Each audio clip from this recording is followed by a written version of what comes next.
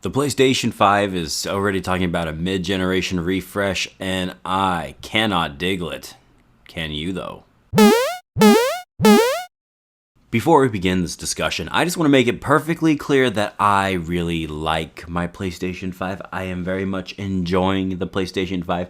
I've enjoyed games like Stray, Anno Mutationem, Martha is Dead, Final Fantasy VII Remake, Judgment, Kingdom Bridge of Spirits, you name it, man. I've played a lot of PlayStation 5 games, and I've had a lot of fun playing them because I like games, so that's not really a surprise.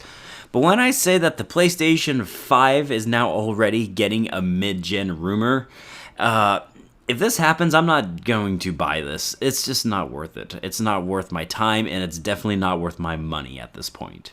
Because yes, we're already getting rumors now for the PlayStation 5 Pro, which is being rumored to be a thing that is going to come out not this year, but next year in 2024.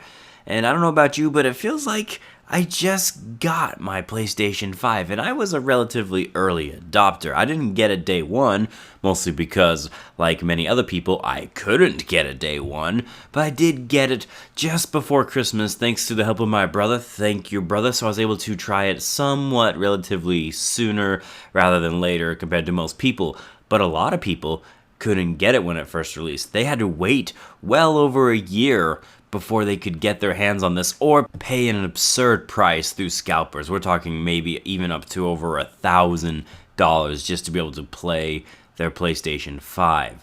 So this console itself doesn't feel that old, and the fact that we're talking about already a PlayStation 5 Pro has led me to realize that it's almost just not worth it at this point. First of all, buying a new console, and even then, I'm beginning to wonder if it's even worth buying these new gen consoles in the first place. I mean, look how costly this was to be an early adopter for this. You had to buy a $500 console, probably pick up a few controllers extra, because one controller isn't usually enough for someone, so you at least need another controller, which is $70 a pop.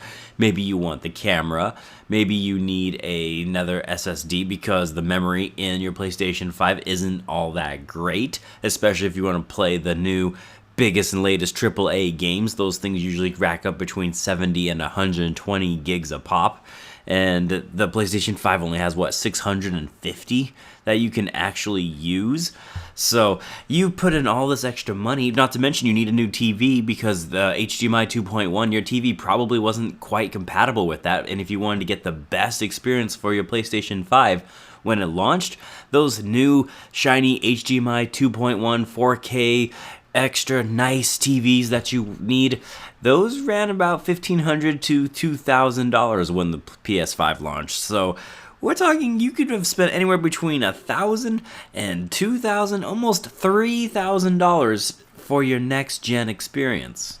I mean, at this point, that argument for PCs is sounding pretty good. I mean, for $2,000, I could have built myself a really nice PC, get myself a really nice monitor, mouse, keyboard, a headset, you name it, man. I could have gotten all of these, plus built the dang PC at this point, and I would still be able to play next-gen games. Not to mention that a lot of the games from Sony, for example, are slowly but surely coming over to PC. As long as you don't mind waiting now, you're going to get The Last of Us Part 1. You're going to get God of War games. We got Days Gone. We got Sackboy now. So we are getting PlayStation titles. They're just not day one. And I get it.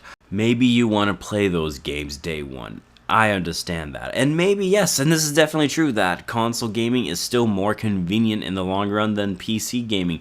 That is not debatable.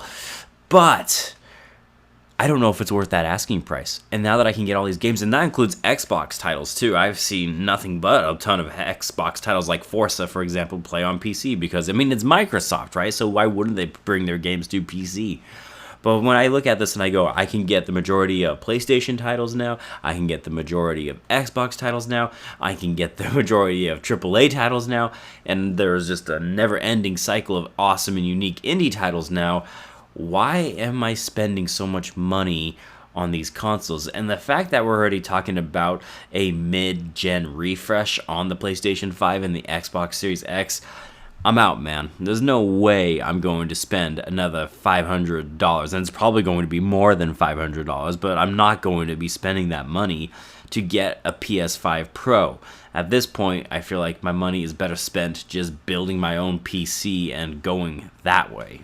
But that's just my opinions, man. Let me know what yours are, because I'm certain that there's going to be people that disagree with my take here, and that's totally cool. I would love to know why you are excited for the PlayStation 5 Pro, what that is going to bring to the table. Maybe there's an angle I haven't looked at that you have. Like I said, I love my PlayStation 5. I love my Xbox Series X. I'm very much enjoying the consoles, but I think I'm ready to just start, maybe I'll just build my PC now, and just because it's going to be almost saving me more money in the long run when I think about it. I mean, online play is free on PC. I don't have to pay a subscription service, and now there's all these premium tiers, and man, I'm telling you, it's getting expensive to be a console gamer now. So let me know what you guys think. Again, thank you so much for watching this. I am Bradley, overrated, out like a trout, and I'll see you on the next one. Take care.